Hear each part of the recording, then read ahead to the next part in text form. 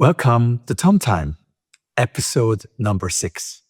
Every Monday, I talk about AI in the legal and compliance space with a focus on the human impact, both the benefits as well as the pains. Today, I turn my attention to law firms, especially the big ones, and their challenges in times of AI. Outside of Wall Street brokers, celebrity surgeons, Hollywood actors, startup founders who sold at the top, there is no profession that makes money like elite law partnerships. In 2025, among the American lawyers' 100 firms, the profits per partner raise shows insane numbers. Law firms like Wachtell, 4.4 million profit per lawyer. Kirkland and Ellis reportedly hit 9+ million profit per equity partner. Latham and Watkins hit 7.1 million US dollars profit per equity partner. But big law does not grow by working harder. It grows by charging more, cutting people, and rebranding the cost reductions as strategy. Let's take one example, Brian Cave Leighton Paisner, a US-based global law firm. It had the best year in its history and something to celebrate. Their COO summarized it perfectly. We were really looking at efficiencies, creating that efficiency cost structure going forward. Translation, in my view, more output per lawyer, less staff, less partner dilution. This isn't a rare thing. This is the new business model in times of AI, or I should actually say pre-AI, because this profit was largely created in a world where the legal services are still largely manual, repetitive, precedent-based, document-heavy, copy, edit, reformat, re-argue. So here in Tom Time, there's the question: what happens when AI actually enters the income statement of big law? Well, the fairy tale might be ending, and the moment will come when clients are more and more waking up and start asking, wait, why is this so expensive? Of course, for decades, big law sold one core promise: pay us because the risk is otherwise catastrophic. And yes, there are matters where the price for legal services is justified, and even astronomical prices. Bet the company litigation, cross-border M&A, investigations, enforcement, regulatory. So nuclear scenarios where we talk about jail time risk and company failure. But here is what nobody wants to say loudly.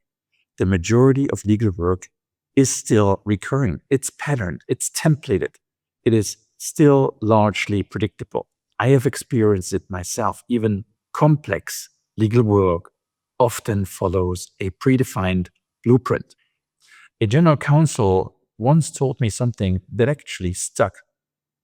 He said, if we can simulate millions of driving scenarios for autonomous cars, we can also model the outcomes of legal disputes using rules, precedent, public perception, and probability. Exactly. This means this isn't a craftsmanship topic anymore. It's a math problem.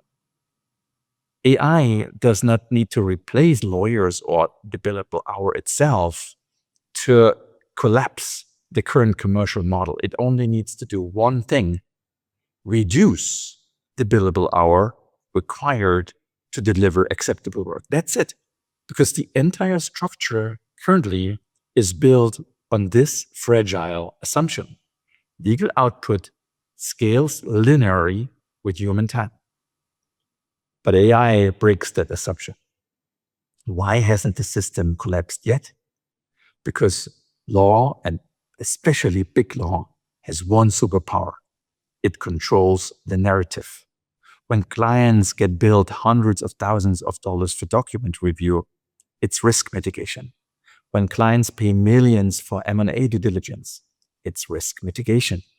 When clients pay millions for litigation preparation, it's risk mitigation in a better company situation. The real trigger for a paradigm change in the legal space will, however, not be this current legal AI technology journey. It will be the procurement departments, CFOs, shareholders, forcing internal legal departments and law firms to justify their cost and spend like every other vendor.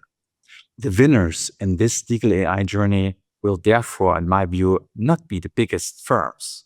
They will be smaller, aggressive, AI native firms that operate like a real business with lean teams, brutal pricing, elite partner talent, much faster turnaround, perhaps subscription models and fixed fees, measurable outcomes. That will destroy the old system. And it will destroy it the same way fintech actually attacked the old school banking, not by being better lawyers or bankers, no, by being 10 times cheaper and 10 times more accessible with same or even better outcome. Big law will not be disrupted, it will be unbundled. And the future will be a new legal supply chain where AI does the draft, humans do the strategy, specialists do edgy cases, and platforms deliver the interface. Pricing will become much more transparent, and the billable hour will become the billable minute. My final thought, if you are inside a law firm, your competition is not another law firm. It is a CFO, a procurement officer, or a shareholder asking, why do we still pay for so many hours? When can we pay for minutes or outcomes? So what will happen to big law? It will still exist, there's no doubt, but it will shrink into a premium layer for true complexity, for better company moments, cross-border chaos, regulatory threats, novel transaction, and existential disputes. Everything else, it will get flattened, automated, systemized, commoditized, maybe even eliminated. And it's not because lawyers are bad, it's because clients will finally realize one key thing. Most legal work is a blueprint, and blueprints do not deserve luxury pricing. Thank you again for watching this episode of Tom Time. Please come back next Monday when we will discuss not if the billable hour is dying, but how it will go away. I'll count on you. Thank you very much for your time. See you soon.